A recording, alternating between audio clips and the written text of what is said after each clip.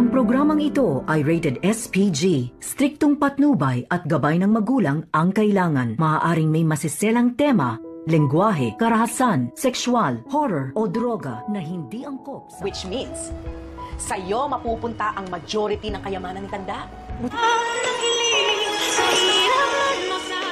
Narito na nga ang ating pagkaabangan ngayong Martes sa Abot Kamay na Pangarap.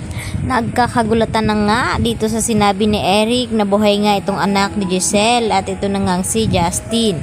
At dahil dito, gusto naman na makabawi ni Giselle dito kay Justin.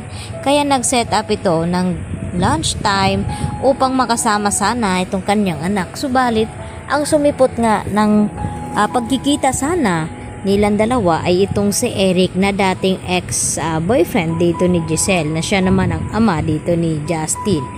At tinanong ni Giselle itong si Eric na kung bakit siya ang naparito na saan daw itong kanyang anak. At ang sagot naman dito ni Eric sa kanya ay ayaw daw makipagkita o makipag-usap ni Justin dito sa kanyang ina na si Giselle. Dahil galit pa rin dito ang kanyang anak dahil sa ginawa nito ni Giselle na pinaampon at ipinamigay. Samantala, gusto naman na malaman ni Giselle kung paano nangyari iyon.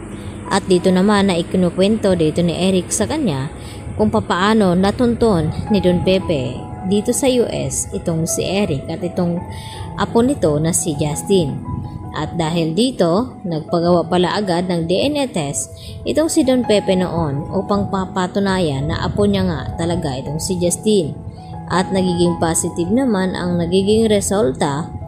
At dito nga naniyakap ni Justin ang kanyang lolo at pinakiusapan ni Don Pepe noon itong si Justin na sana mapatawad daw niya itong kanyang ina na si Giselle. At ang tanging sabi naman ni Justin sa kanyang lolo, kung ipipilit niya ay baka pati siya ay kakalimutan na rin ni Justin. Samantala, hindi pa rin tumitigil itong si Giselle hanggang hindi niya makakausap itong kanyang anak at makabawi siya rito. At dahil dito, nagpakita naman itong si Justin dito sa kanyang ama na si Eric at sinabi na Pasko naman ay may gusto siyang ibigay nito itong hair clip na ibinigay noon pala sa kanya ni Giselle at nagpapanggap na siyang araw ang kanyang tita Giselle. At dito naman na siguraduhin daw ni Justin na masasaktan itong si Giselle kapag ibinabalik niya itong clip ng buhok nito. At dito nga na dumating itong si Justin habang kasama ni Giselle itong si Annalyn na nagla-lunch at hinihintay ang pagdating ni Justin. At nang yakapin sana ito ni Giselle ay pinigilan naman siya dito ni Justin at ibigay lamang at ipinamukha ni Justin itong hair clip na ibinigay noon dito nga ni Giselle at hanggang sa umiyak na naman ito. Samantala, nakakarating na rin dito kina Moira at Zoe ang tungkol sa anak ni Giselle na buhay pa nga ito.